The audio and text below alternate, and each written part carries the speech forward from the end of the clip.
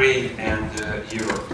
It's a great honor to welcome you this evening on behalf of the Embassy of Ukraine to the Kingdom of Thailand, as we presented the Ukrainian documentary Zinema within the framework of the European Film Festival.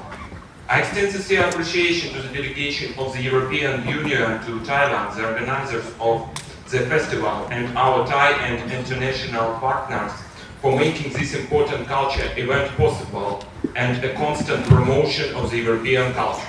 Tonight's film Zinema is not an easy watch, but it's necessary one. This bold and deeply researched documentary examines the disturbing evolution of Russian cinema as a deliberate tool of a state propaganda.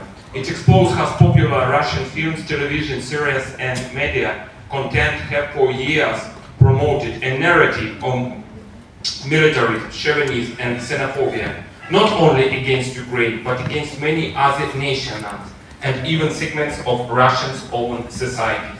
The film shows that in modern Russia, cinema is not outside of politics. On the contrary, it has become a weapon used to dehumanize, to distort, and to prepare minds for war. This is not just a reflection of authoritarianism, but a mechanism that sustains it. This message takes on particular significance today, as Ukraine marks a tragic anniversary. Today we commemorate the day of remembrance of the genocide of the Crimean Tatar people. It was on this day in 1944 the Soviet totalitarian regime committed one of the gravest crimes in its history: the forcible mass deportation of the entire Crimean Tatar people from their homeland, from my native Crimea.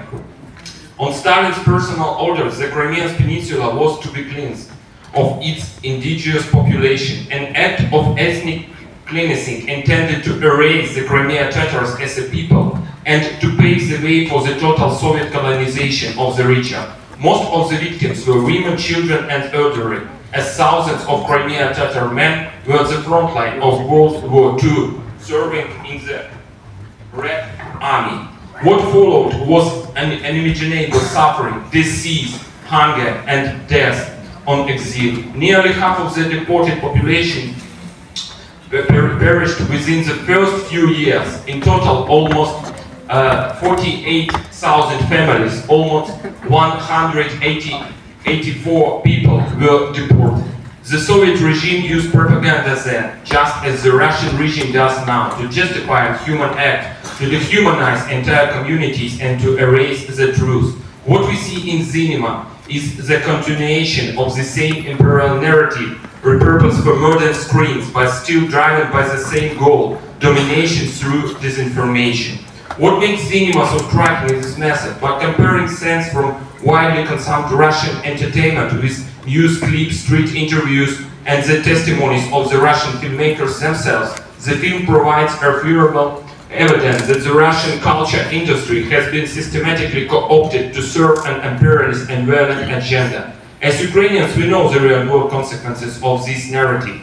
We are living through them every day. The dehumanization that begins on screen becomes justification for missiles, for occupation, and for crimes against humanity. Our experience resonates far beyond the borders of Ukraine. Nations and people who have endured similar tragedies, mass deportation, occupation, ethnic cleansing, or colonial oppression, understand the depth of the suffering of the Crimean Tatar people. Their solidarity with Ukraine and the Crimean Tatars is rooted as a shared history of struggle for freedom, dignity, and the preservation of identity.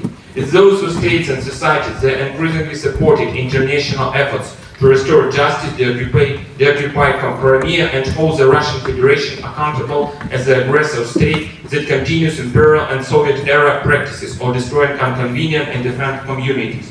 Today we continue our struggle for independence and the very existence of our people. Russia is determined to continue its war of aggression against Ukraine, aiming to destroy Ukrainian statehood, exterminate Ukrainians, and destabilize the global security architecture. I would like to emphasize that our country defends yourself from Russian aggression in strict accordance with the Article 51 of the UN Charter. But I would like once again underline that Ukraine wants peace like no other. Ukraine demonstrates more than once its willingness to give diplomacy a chance to achieve peace, and we support The efforts of our partners aim at the restoration of the comprehensive, just and lasting peace.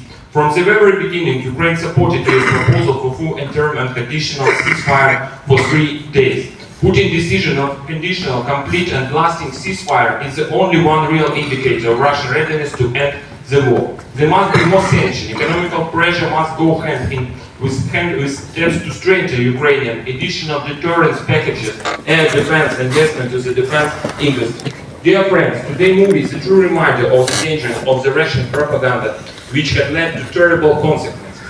But it's not just about Russia, it's warning to the world. It's all of us to reflect on the power of culture and media, to inform or to mislead, to connect or divide, to liberate or to control. Thank you for being with us today. Thank you for listening to Ukraine. And thank you for standing with us. Slava Ukraini! Glory to Ukraine!